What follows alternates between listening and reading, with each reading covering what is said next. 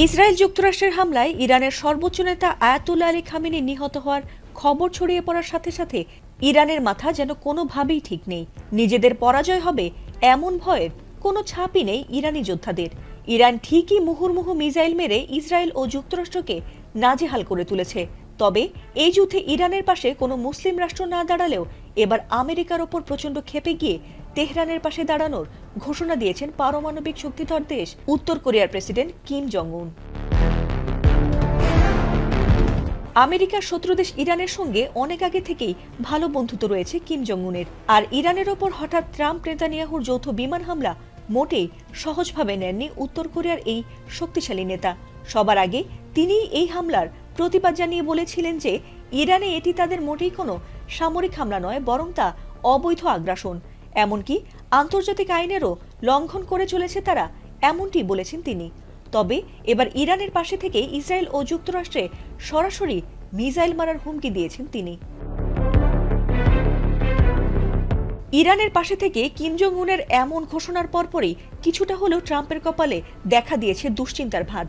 এই যুদ্ধে একদিকে যুক্তরাষ্ট্র ও ইসরায়েলের পক্ষে অবস্থান নিয়েছে পারমাণবিক শক্তিধর ফ্রান্স, ইটালি, জার্মানি সহ পশ্চিমা বিশ্বের মোড়লরা।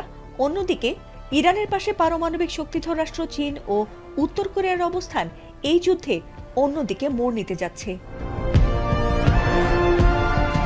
কিম জং উন জানিয়েছেন, আমেরিকা ইসরায়েল বরাবরই অন্য দেশে অযথাই গ্যাংস্টারের মতো গুন্ডামি করে থাকেন, আর তাই তাদের কাছ থেকে এর চেয়ে ভালো কিছু তিনি আশা করেন না।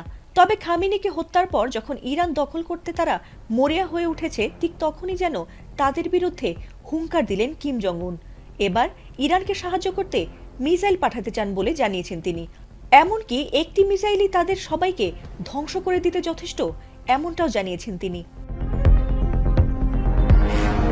বিশ্বের সবচেয়ে আধুনিক পারমাণবিক অস্ত্র মিসাইলের সমৃদ্ধ ভান্ডার রয়েছে কিম জং উনের কাছে, আর তাই নিজের দেশ এবং বন্ধু দেশ ছাড়া কাউকেই তোয়াক্কা করেন না উত্তর কোরিয়ার এই নেতা।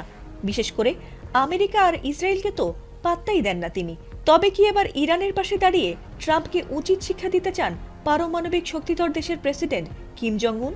সেটি সময় বলে দেবে। এদিকে নেতানিয়াহুর বাসভবনে ইরানের হামলার পর আতঙ্কে দিশেহারা হয়ে পড়েছে ইহুদিরা। ট্রাম্পের যুদ্ধবিরতির প্রস্তাব সরাসরি নাকচ করে দিয়ে একের পর এক মিসাইল ছুড়ে মার্কিন ঘাঁটি ও ইসরায়েলের স্থাপনা গুঁড়িয়ে দিচ্ছে ইরান। কোনোভাবেই এ যুদ্ধে থামছে না ইরান। তবে কি তৃতীয় বিশ্বযুদ্ধের মুখোমুখি হচ্ছে সারা বিশ্বের মানুষ? ফাতিমা সুলতানা, এটিএন বাংলা।